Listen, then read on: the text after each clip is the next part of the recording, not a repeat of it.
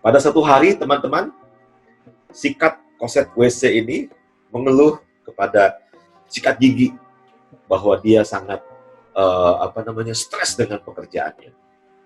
Sikat gigi juga mengatakan saya juga sangat stres, teman-teman. Kemudian mereka berdua diam ketika tisu ini mengatakan bagaimana dengan saya. Oke, teman-teman, selamat datang di channel Inspirational Charity, sebuah kanal motivasi, inspirasi, pencerahan untuk kita semua. Selamat bergabung dengan saya, Randy Budi. Hari ini kita akan bicara satu topik yang sangat umum, sangat populer, jadi bahan perbincangan orang-orang belakangan ini, yaitu mengenai mengelola stres. Ya, oke. Mudah-mudahan apa yang saya share bisa bermanfaat buat kita semua, sambil ngingetin saya juga. Tapi sebelum kita mulai, saya ingin mengucapkan banyak terima kasih kepada dua orang yang menginspirasi saya ya untuk menyiapkan materi stress management ini. Yang pertama, saya mengucapkan terima kasih banyak kepada Bapak Arfan Radiansyah, motivator happiness nasional. Ya, thank you Bapak Arfan. Dan yang kedua, Pak Antoni Dio Martin, the best EQ trainer. Terima kasih Pak Antoni. Berkat pencerahan kalian di sosial media, di talk show radio, di buku-buku kalian, saya bisa mendapatkan banyak sekali materi yang ingin saya berbagi, yang ingin saya bagikan pada malam hari ini. Oke ya teman-teman ya. Jadi kita tadi mulai dengan satu tema yang menarik. Karena anak-anak, teman-teman, anak-anak itu mereka tidak mengerti apa yang terjadi dalam dirinya. Anak-anak itu menyikapi apa yang terjadi dengan dirinya dengan cara menangis, dengan cara marah, ya. Sehingga orang tuanya kadang harus bertanya, "Kamu apa ini?" gitu ya. "Kamu lapar," gitu kan ya. "Kamu ngantuk," gitu ya. "Kamu capek," gitu ya. Jadi anak-anak tidak punya kemampuan untuk mengatakan bahwa saya merasakan seperti ini, begitu. Ya, sehingga orang tua harus menebak. Bahkan katanya ibu itu mengerti tangisan anak ini kira-kira maunya apa. Kalau saya sih sebagai bapak sama sekali blank ya, sama sekali nggak ngerti. Nah, jadi kita harus mengerti perasaan kita itu sebenarnya adalah tanda untuk apa. Gitu ya. Kalau kita masih kecil, kita nggak ngerti, nggak apa-apa. Orang tua bantu kita untuk mengerti. Tapi setelah kita tumbuh dewasa, kita harus bisa mengenal sendiri perasaan kita. Dan kita harus bisa mengolah perasaan itu dengan baik. Tapi kalau kita tidak tahu apa itu perasaan, susah untuk mengelolanya. Benar ya teman-teman ya? Nah, saya akan mulai dengan sebuah mindset yang keliru tentang perasaan. Orang bilang begini, jangan deket-deket, gue lagi emosi. Seolah-olah emosi itu sama dengan marah. Padahal kan tidak. Emosi itu kalau diterjemahkan artinya perasaan. Nah, kalau kita ngomongin perasaan, kalau boleh kita bagi dua kubu nih, kubu sebelah kanan, kubu sebelah kiri. Perasaan yang ada di kubu sebelah kanan, saya mau beri nama misalnya ini bahagia, ceria, gembira, terinspirasi, dan lain sebagainya nih. Riang dan lain sebagainya. Yang kiri, kecewa, galau, marah, terpukul, terintimidasi, dan lain sebagainya. Nah, teman-teman, kalau saya harus memberi nama nih, kubu kanan, kubu kiri, kira-kira apa ya nama yang cocok untuk yang kanan? Mungkin teman-teman akan mengatakan ini adalah emosi positif atau emosi baik. Dan yang ini adalah emosi negatif atau emosi buruk. Nah, teman-teman, disitulah letak kesalahannya. Emosi itu tidak ada yang positif, tidak ada yang negatif. Ya. Semua emosi itu sama, teman-teman. Emosi itu netral. Bayangin kalau yang ini disebut emosi negatif. sesuatu yang negatif, sesuatu yang buruk, kan kita ingin hindari, benar ya? We wanna get rid of that. Tapi kan nggak mungkin kita bisa menghindari emosi negatif ini. Emosi negatif ini kan nggak mungkin dihindari kan? Karena kita masih manusia gitu. Selama kaki masih napak di tanah, kita masih bisa merasakan perasaan-perasaan yang tidak kita inginkan. Kita nggak bisa lari dari sini. Kita harus bisa mengelolanya. Ya. Nah sekarang, apa yang dimaksud dengan perasaan? Untuk menjawabnya, mari kita lihat tanda-tanda dalam tubuh kita. Contoh, ketika perut kita mulai berbunyi, krok gitu ya, itu tanda bahwa kita harus memasukkan makanan dalam mulut kita kan. Ketika kita mulai sering menguap, itu tanda bahwa kita harus tidur. Ketika kita mulai napasnya ngos-ngosan, itu tanda kita harus istirahat. Jadi, tanda-tanda fisik yang tadi kita lihat, ya, tanda-tanda fisik tersebut menuntut satu tindakan. Benar ya? Lapar, makan. Ngantuk, tidur. Lelah, istirahat. Perasaan pun demikian, teman-teman. Perasaan juga sama. Seperti tanda-tanda fisik yang tadi kita sebutkan. Ya, sama persis. Perasaan kita adalah sebuah tanda, sebuah reaksi tubuh yang alami. Sehingga kita melakukan suatu tindakan. Oke? Perasaan apa sajakah itu? Nah, kita akan bahas 5 contoh perasaan yang umum. Ya. Yang pertama, kita akan bahas perasaan sedih. Tahukah teman-teman, sedih dan tertekan atau depressed itu satu paket. Ya. Kalau orang merasa sedih, itu tanda apa? Orang sedih itu biasanya karena kehilangan sesuatu. Kehilangan entah itu barang atau orang yang sangat dekat di hatinya. Jadi sedih karena kehilangan. Nah, tindakannya apa? Kalau begitu, tindakannya kesedihan ini harus dikeluarkan, harus diungkapkan. Misalnya dengan menangis. Setelah menangis, dia merasa lega. Setelah bicara dengan orang yang dapat ia percaya, dia merasa lega. Apa jadinya kalau Anda seorang pria yang mengatakan, pria tidak boleh nangis? Ini pendapat yang tidak benar, teman-teman. Ya. Pria juga manusia, dan kita harus bisa mengeluarkan emosi kesedihan kita dengan cara yang tepat. Karena kalau tidak, takutnya nih, kalau tidak, kita jadi seperti tokoh fiktif Arthur Fleck. Arthur Fleck adalah seorang tokoh yang nantinya jadi Joker. Kan itu yang dia alami. Selama dia tumbuh besar, ibunya selalu mengajarkan dia untuk selalu tersenyum, selalu riang, menghibur orang lain. Put a smile on your face. Tapi kan hidupnya tidak penuh dengan keceriaan gitu. Hidupnya penuh dengan penderitaan. Dan semua penderitaan yang dia alami itu dia telan sendiri. Akibatnya dia mengalami gangguan kejiwaan.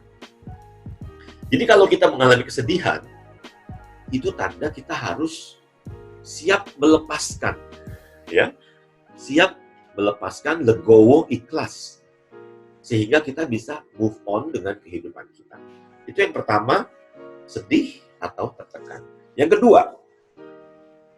kedua adalah perasaan kecewa. Kecewa ini sejalan dengan marah. Ya. Kenapa kita bisa kecewa? Kita bisa kecewa karena ada ekspektasi. Saya punya ekspektasi yang sangat tinggi, teman-teman, terhadap program Inspirational Charity ini. Ya. Standar saya tinggi sekali. Saya ingin teman-teman yang meluangkan waktu untuk menyaksikan acara ini mendapat sebuah pencerahan, mendapat sebuah inspirasi atau dorongan, motivasi. Kecewa itu adalah tanda bahwa ekspektasi yang kita inginkan tidak tercapai. Nah, sebagai gambaran, dulu saya ingat sekali waktu masih kecil, Saya punya kusen pintu di ruang tamu itu agak tinggi. Dan waktu saya masih kecil tuh saya nggak pernah nyampe bisa nyentuh kusen pintu tuh di atas tuh susah sekali untuk nyampe gitu.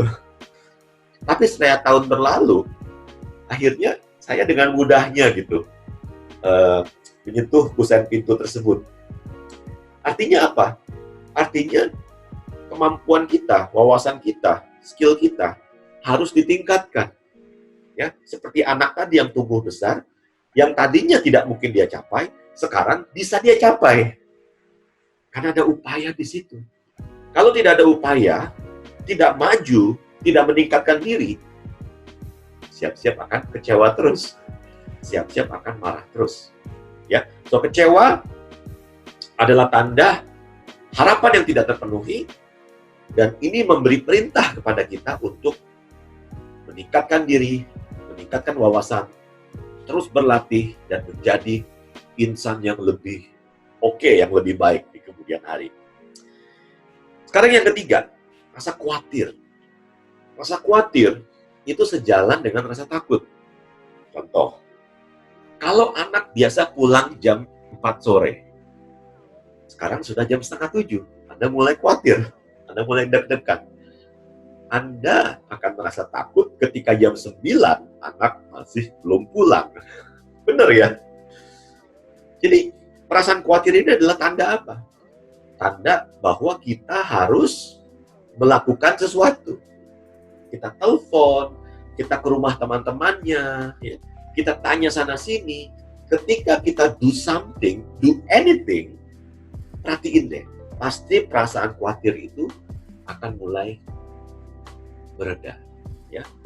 Banyak sekali kepala keluarga, termasuk saya di saat corona ini, yang sangat khawatir karena kehilangan pekerjaan. Tapi kalau kita hanya diam di rumah dan berpikir, oh mati aku, kita akan dimakan oleh rasa khawatir, oleh rasa takut, dan akibatnya we become paralyzed. Kita tidak bisa berkutik. We have to do something. Kita harus melakukan sesuatu dan rasakan ketika kita do something, kekhawatiran itu akan mulai surut. Yang keempat adalah merasa bersalah. Tahukah teman-teman, merasa bersalah dan malu itu satu jalan. Kita bisa merasa bersalah karena ada sebuah pelanggaran prinsip di situ. Ya. Misalnya, ya contoh gampang lah ya. Kita mencuri nih, mengambil barang yang bukan milik kita. Itu contoh yang paling gampang. Wah, kita mungkin merasa takut nih.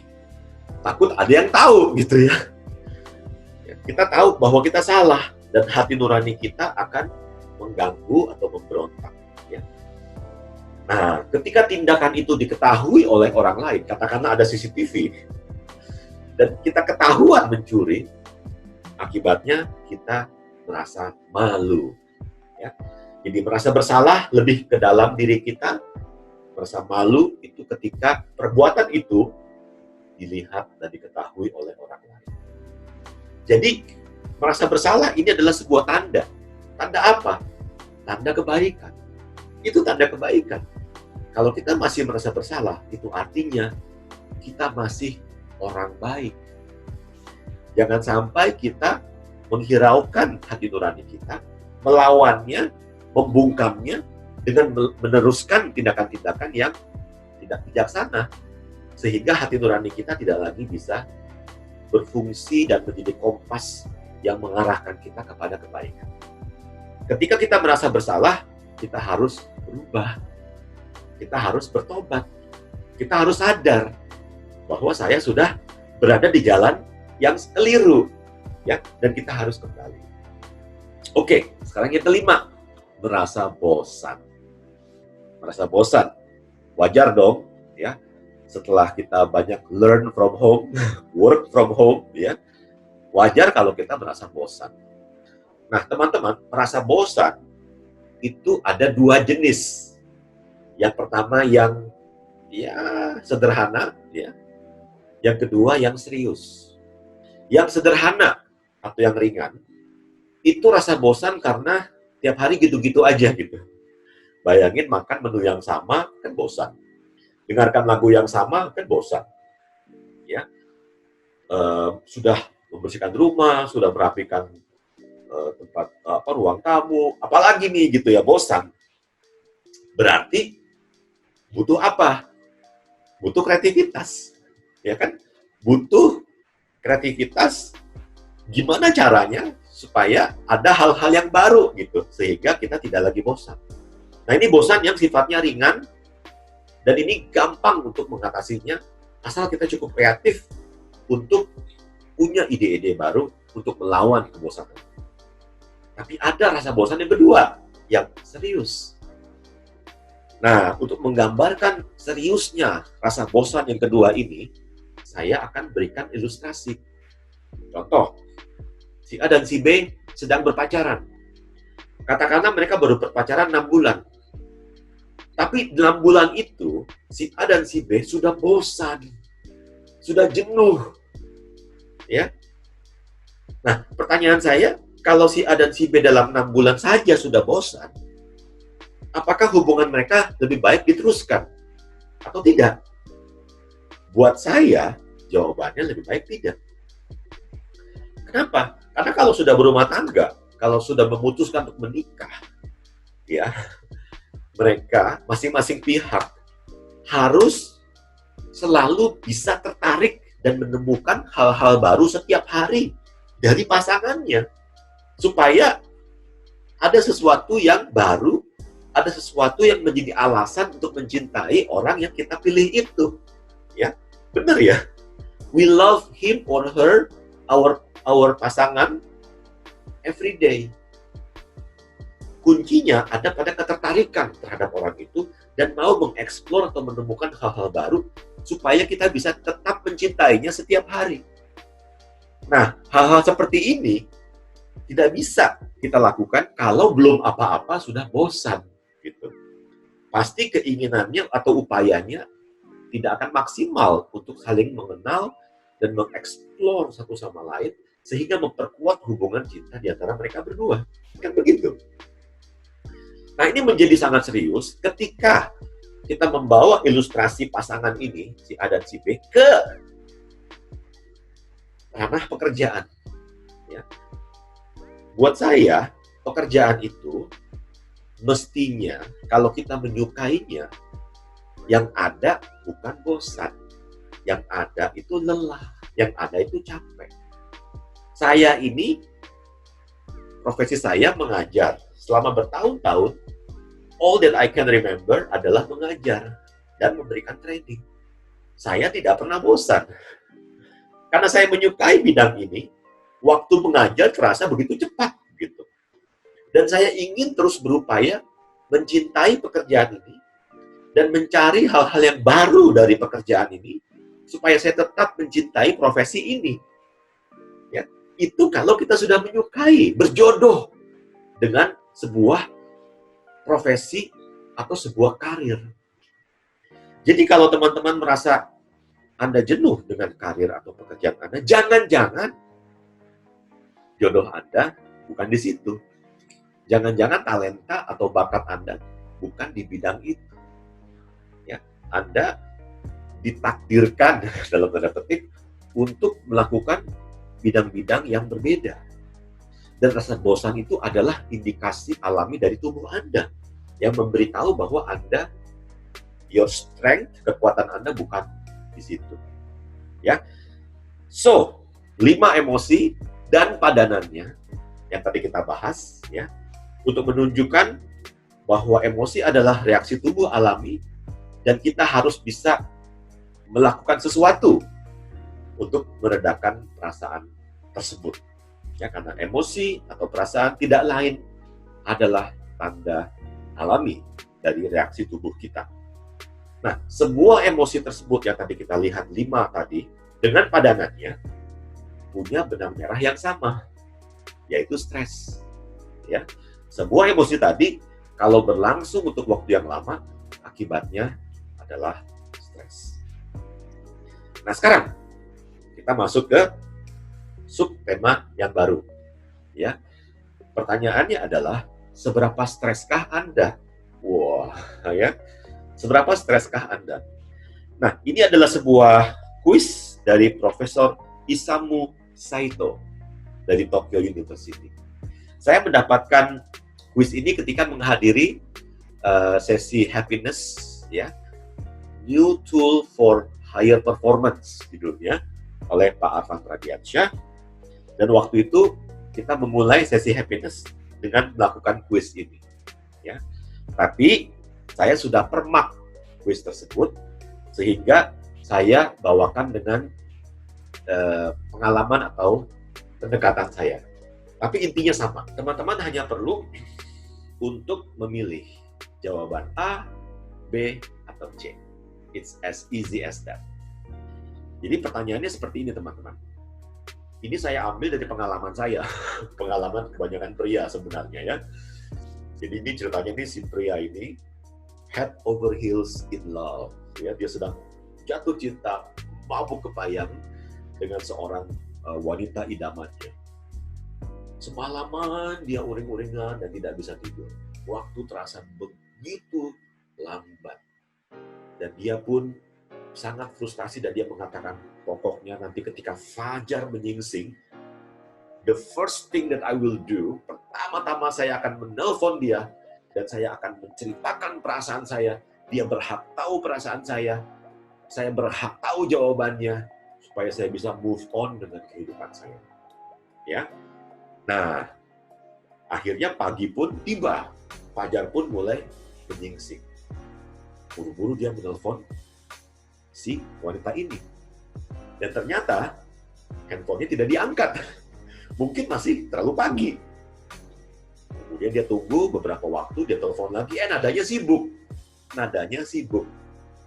Nah, sekarang pertanyaannya nih, pilihan A. Pilihan A mengatakan, saya tunggu beberapa menit lagi, saya telepon lagi, saya akan telepon terus, pokoknya saya harus bicara sama dia pagi ini juga. Ini sangat mengganggu saya. Dia berhak tahu, saya mau telepon dia pagi ini juga. Wah, itu pilihan A. Pilihan B malah kebalikannya. Pilihan B itu mengatakan malah lega dia begitu teleponnya sibuk, malah kayak lega gitu. Saya tidak harus melakukannya hari ini. I don't have to do it today. Berarti masih ada hari esok. Jadi pilihan B ini adalah saya akan menelponnya besok. Tidak harus hari ini. Ya, jangan-jangan teleponnya sibuk adalah sebuah tanda lebih baik saya berpikir ulang. Kita tidak tahu, ya. Sekarang option C, pilihan C. Pilihan C adalah pilihan antara A dan B.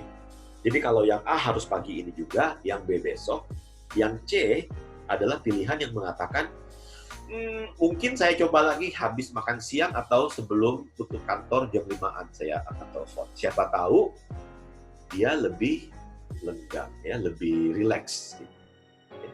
Jadi pilihan yang mana yang teman-teman pilih? Yang A, B, atau C? Pilihan Anda akan mengungkapkan seberapa streskah Anda. Oke? Are you ready? What is your answer?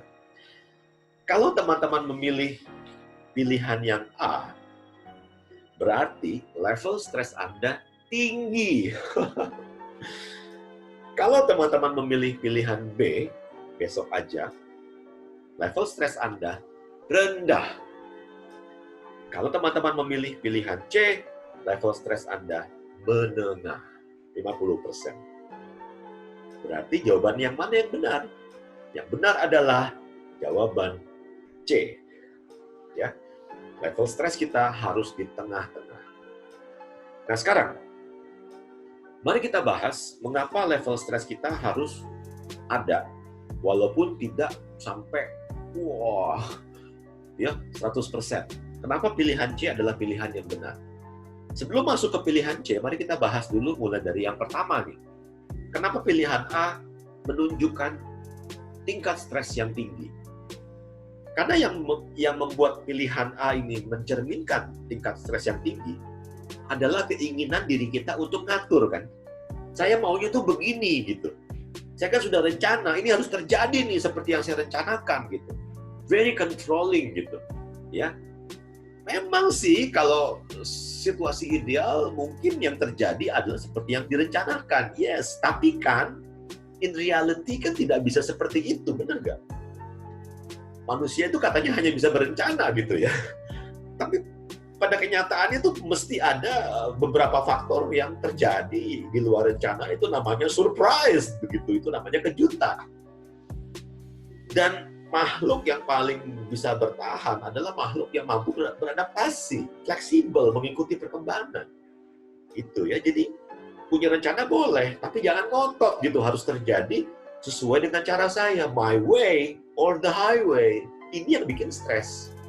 Ya, itu mengapa pilihan A mencerminkan stres yang tinggi. Pilihan B ini kebalikannya. Pilihan B adalah pilihan yang menggambarkan orang yang nggak ada stres. Hidupnya santai, mau bangun jam berapa aja boleh, nggak usah harus hari ini. Ya.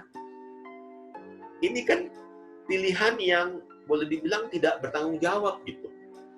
Kalau teman-teman bekerja, ya, atau bersekolah, ya, atau seorang anak di rumah, kan punya tanggung jawab. Ya.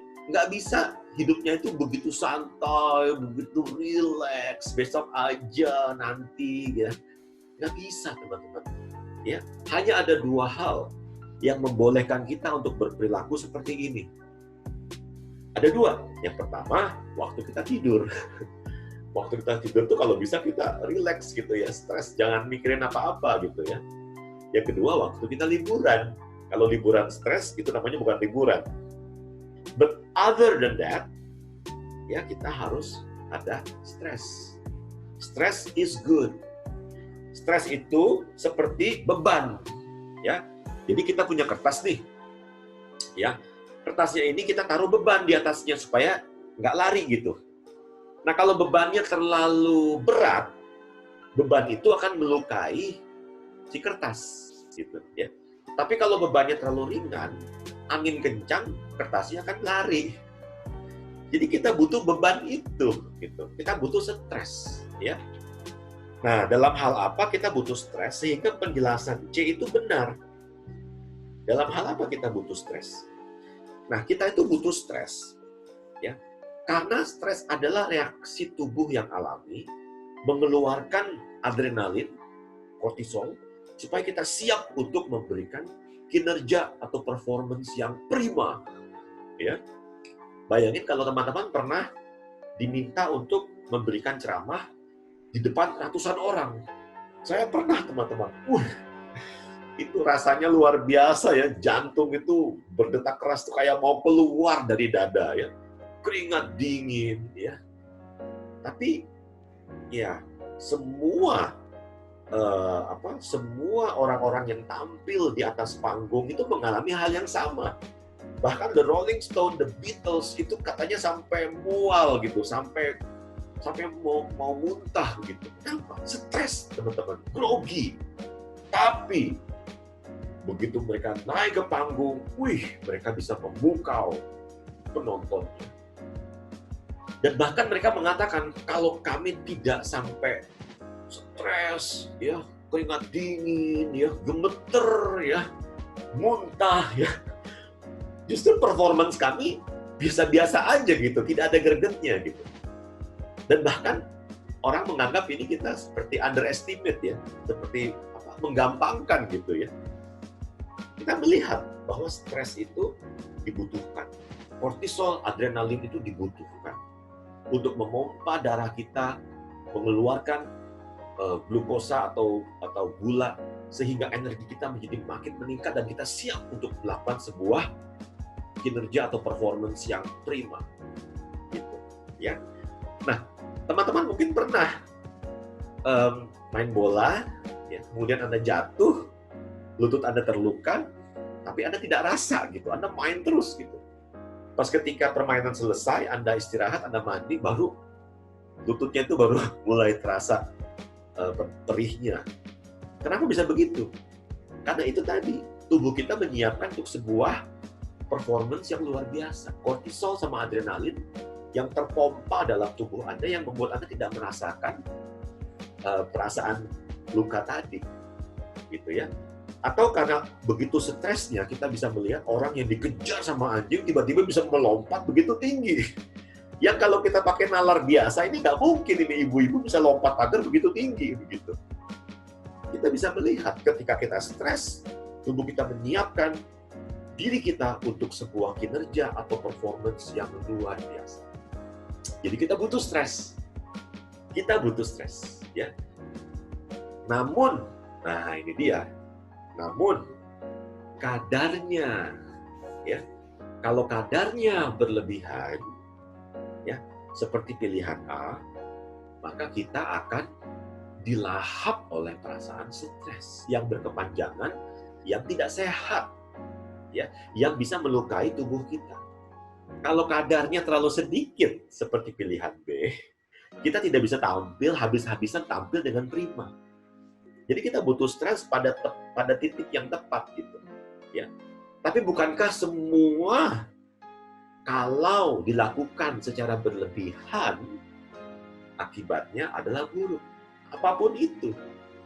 Terlalu cinta misalnya, too much love, seperti lagu Too Much Love Will Kill You. Too much love will kill you. Ya.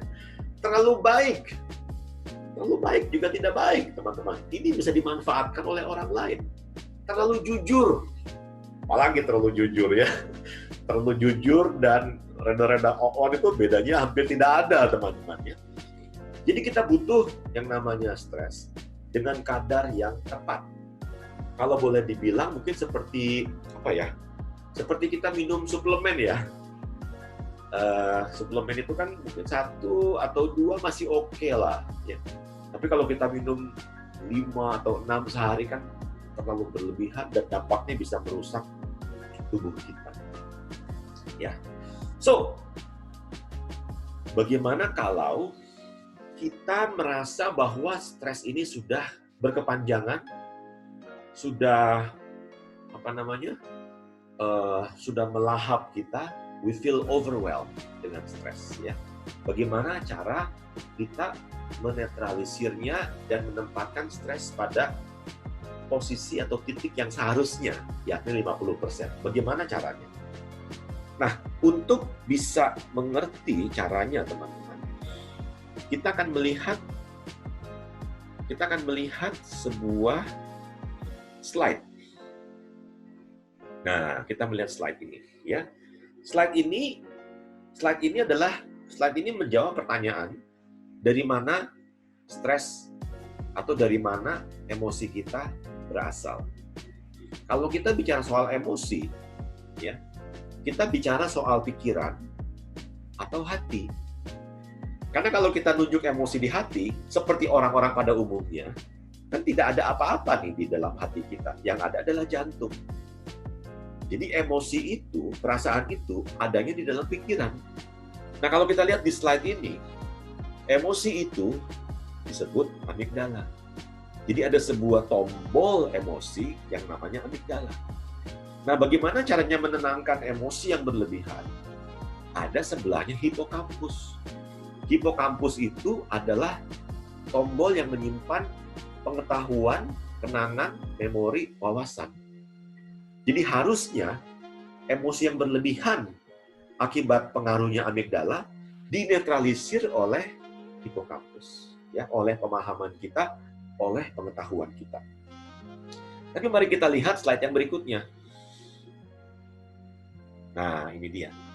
Kita akan melihat 2 pengaruh negatif, internal dan eksternal, kalau orang terlalu stres, terlalu kepikiran dengan problem yang dia hadapi. Nah, kalau kita melihat ini adalah gelombang otak, ya, gamma, beta, alfa, theta, dan delta. Gamma ini adalah tempat gelombang otak di mana kita mungkin ya mengalami stres. Bayangin teman-teman, kalau ini kita kasih bunyi, mungkin bunyinya seperti ini, gitu ya.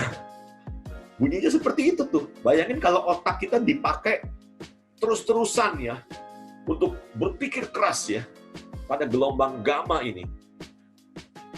Lama-lama akan putus gitu kabelnya. Bener ya?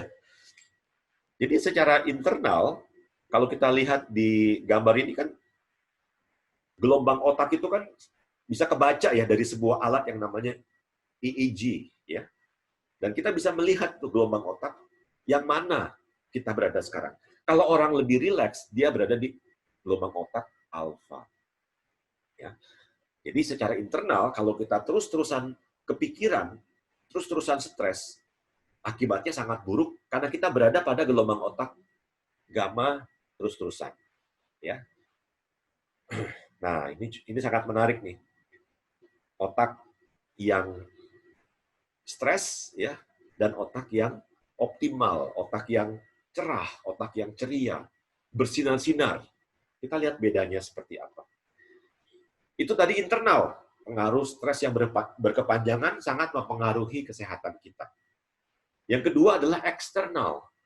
Kalau kita lihat gambar ini, pikiran kita itu seperti memancarkan frekuensi atau gelombang. Dan orang lain bisa merasakan. Ya, kita menyebutnya vibrasi emosi. Vibrasi. Jadi orang bisa merasakan vibrasi emosi yang kita pancarkan gitu.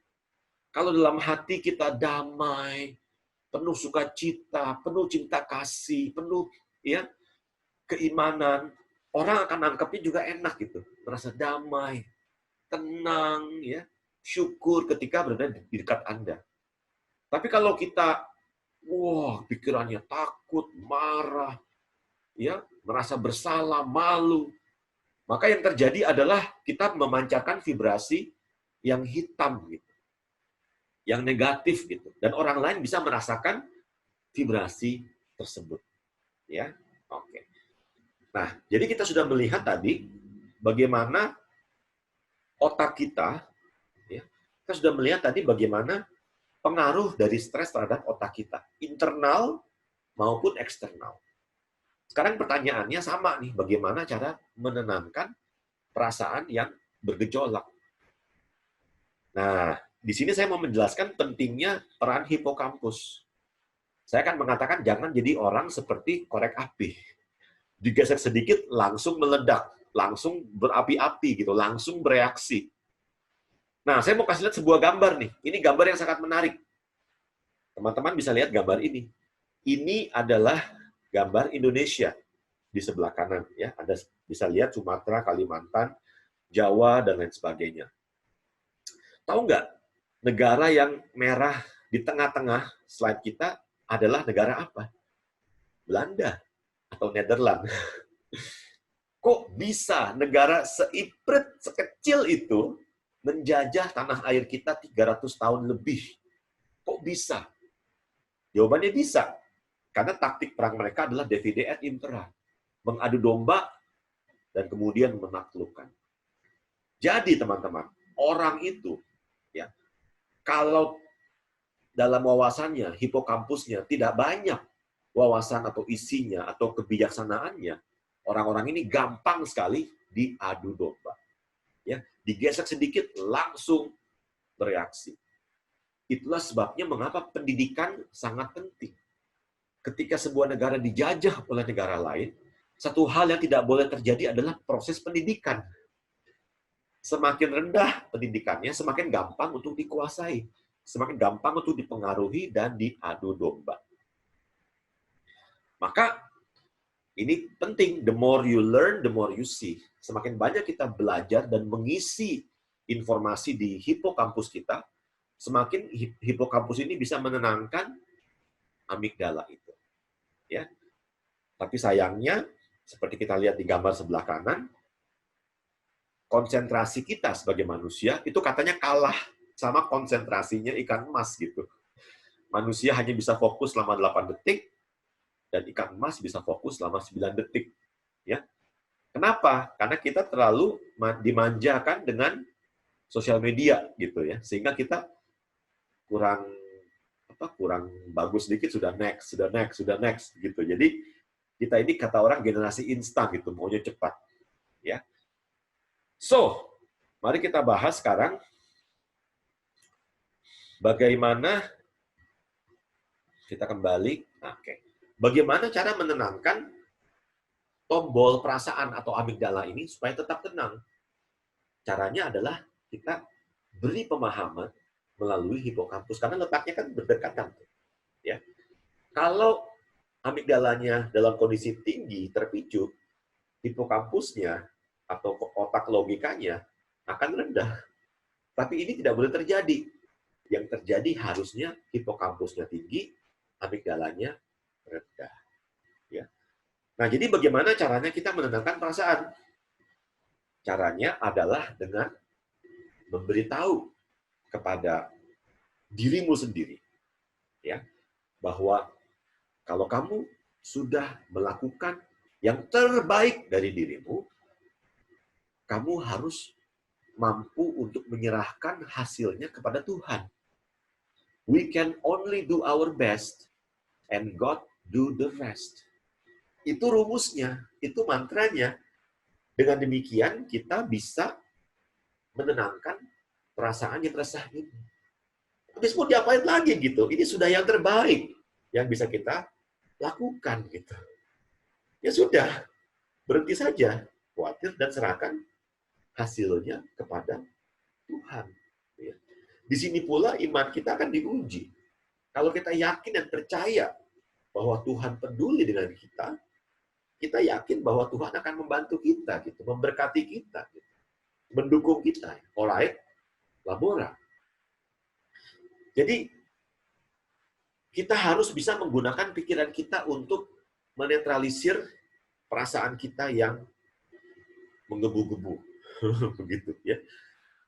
Namun sayangnya banyak sekali pikiran kita ini, hipokampus ini diisi oleh informasi-informasi yang sampah atau junk food begitu. Ya. Informasi-informasi apa saja?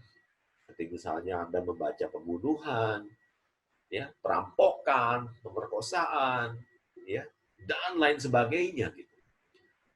Itu kan garbage in, garbage out ya.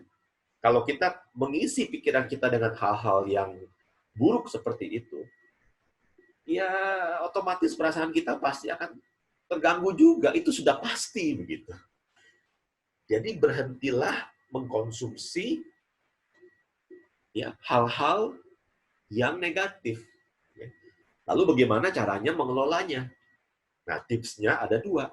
Dan ini menjadi tips penutup kita untuk sesi kita hari ini. Ya. Tipsnya apa saja?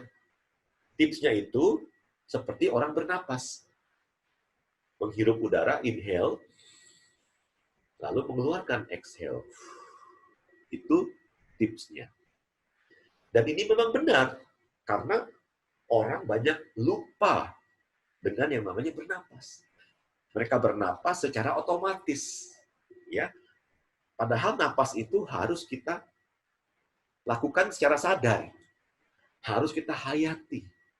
Harus kita nikmati indahnya udara masuk ke hidung kita dan indahnya udara ketika dia keluar dari mulut kita. Nah, inhale dan exhale ini maksudnya apa? Inhale, yang menghirup napas, itu artinya menerima. Ya, kita menerima. Kita menerima napas. Artinya kita menerima keadaan yang terjadi. Jangan dilawan. Gitu ya. Kita hidup nih, ketika saya sedang siaran, kita itu sedang dilanda epidemi corona atau COVID-19. Ya. Banyak orang yang berusaha untuk denial gitu. Mereka tuh kayak melawan gitu. Nggak bisa dilawan, ini pandemi seluruh dunia. Nah, kalau kita melawan, ya ibaratnya tuh ada kita naik elevator, tangga jalannya naik, kita mau turun. Tangga jalannya turun, kita mau naik. Kita melawan arah. Kan nggak bisa. Kita capek sendiri gitu. Jadi ketika pandemi ini mulai menghajar seluruh dunia, seluruh penduduk di dunia, kita tentu saja akan betul-betul akan freeze ya. Kita betul-betul tidak tahu harus bagaimana. We live in denial ya. We live in denial. Dan beberapa orang melawannya dengan menyalah-nyalahkan gitu. Wah, ini konspirasi nih, wah ini begini-begitu ya. Percuma, ini sudah terjadi gitu. Yang bikin kita sulit untuk menerima adalah pikiran kita masih di masa lalu. Pikiran kita masih I'll do it my way gitu. Ya, pilihan kita masih bercokol pada pilihan A itu dari survei kecil yang tadi kita lakukan. No wonder our life is stress. Gitu. Kita harus bisa menerima kenyataan bahwa situasi itu sudah berubah, gitu ya. Bagaimana caranya? Nah, ini yang penting. Bagaimana cara menerima kenyataan? Caranya adalah dengan masih bisa bersyukur. Bersyukur adalah kuncinya. Bersyukur adalah rahasianya. Ketika kita hanya bisa bersyukur di saat senang, ya, mendapat hadiah, ya, dipromosi, kenaikan gaji, wajar kita bersyukur. Tapi bersyukur di saat-saat yang sulit seperti ini, itu tantangannya. Bisakah kita menemukan beberapa hal setiap hari sebelum kita tidur, dan kita punya alasan untuk bersyukur kepada Tuhan? Itu yang membuat hidup kita menjadi lebih damai. Ya, so bersyukur. Yang kedua, bersyukur itu, ya, kalau orang hanya bisa bersyukur, kita nggak ada bedanya sama orang jahat. Orang jahat pun bisa bersyukur. Kok bisa? Iya. Korupsi nggak ketahuan, bersyukur. Ya. Selingkuh tidak ketahuan, bersyukur. Ya. Membunuh orang, menyembunyikan mayatnya tidak ketahuan, bersyukur. Orang jahat pun bisa bersyukur. Kita harus bisa lebih hebat daripada orang jahat. Kita harus bisa berbeda. Gitu. Kita harus bisa bersyukur setiap hari. Ya. Jadi setiap hari luangkan waktu untuk bersyukur. Caranya, thinking is thanking. Ya, thanks to Pak Arfan. Thinking, berpikir, is thanking. Adalah ucapan terima kasih. Jadi memang untuk mencari hal-hal yang layak untuk disyukuri, kita harus berpikir. Gitu. Kita harus meditate, kita harus merenung. Ya, bagaimana saya bisa tetap bersyukur nih, tetap connected sama Tuhan. Gitu, ya. Dan rasa syukur kita yang tertinggi adalah ketika kita menangis. Ya. Itu adalah rasa syukur yang tertinggi. Bayangin orang tua Anda yang bekerja keras menghidupi Anda sampai Anda sukses. Kalau kita thinking, ya, kalau kita bayangkan penderitaan mereka, ya, mereka rela tidak makan supaya anak-anaknya makan. Mereka rela tidak belanja supaya uangnya untuk kepentingan sekolah anak dan lain sebagainya. Kalau kita pikirkan, kita renungkan, wah, kita mungkin bisa mengeluarkan air mata. Jadi bentuk rasa syukur tertinggi adalah ketika kita bisa menangis. Ketika kita melihat keajaiban Tuhan di dunia yang indah ini, planet bumi yang hijau, yang biru ini, kita mungkin akan mengatakan, aduh, saya itu kecil sekali, ya. Saya itu tidak ada apa-apanya, saya hanya debu. Kok Tuhan bisa mau memperhatikan saya? Nah, perasaan-perasaan inilah yang membuat kita penuh dengan rasa syukur dan bahkan meneteskan air mata ketika kita membayangkannya. Jadi langkah pertama adalah menerima. Sama seperti napas, kita menarik napas, kita menerima. Ya, ini sudah zaman baru, the new normal. Ya, jangan dilawan, jangan berkukuh pada rencana Anda, jangan hidup di masa lalu, tapi terimalah kondisi yang baru ini, kondisi yang kurang ideal ini. Terimalah dan mampukanlah diri kita untuk beradaptasi. Yang kedua adalah melepaskan. Menerima, langkah pertama. Kedua, melepaskan. Kalau yang menerima, kita belajar bersyukur. Melepaskan, kita belajar untuk ikhlas. Kita belajar untuk legowo. Kita belajar untuk menyerahkan semua ke Tuhan. Ada sebuah ilustrasi menarik dari Gandhi. Ceritanya Gandhi naik kereta. Ya. Nah, salah satu sepatunya tuh ketinggalan, jatuh gitu. Ya. Apa yang dia lakukan? Yang satunya itu langsung dia lempar dari pintu kereta.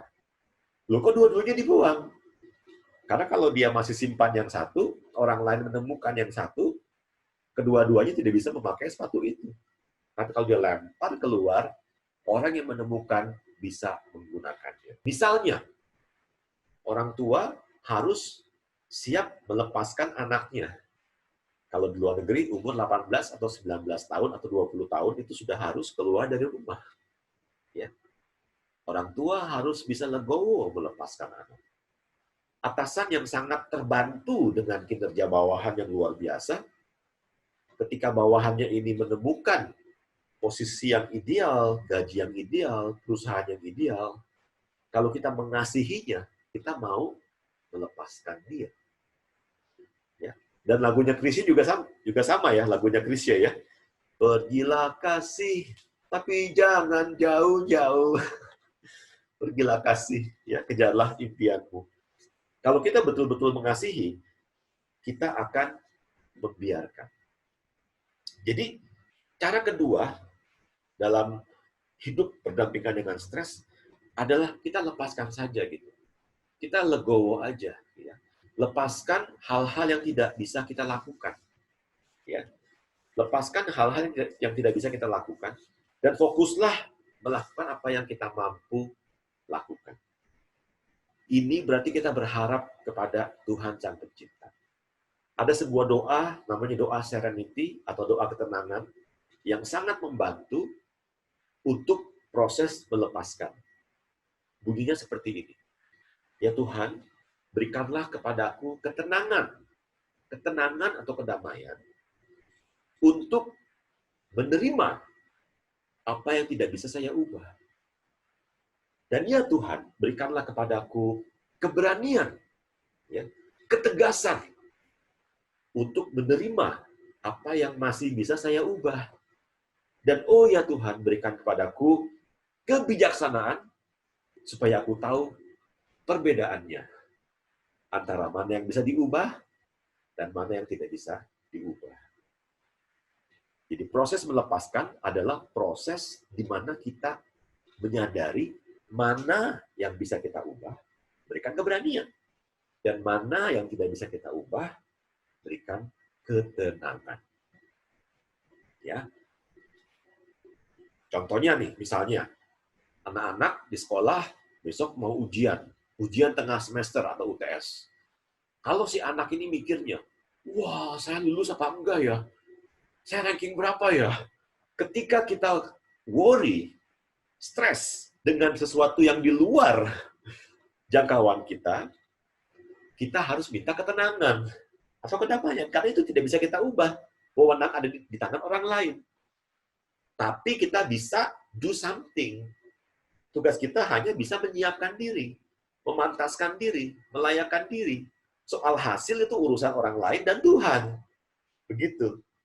Jadi kita minta kepada Tuhan setiap hari keberanian untuk melakukan sesuatu. Ya, kecil sekalipun, tapi kalau kita lakukan dengan sepenuh hati, rutin, hasilnya pasti ada. Oke, teman-teman.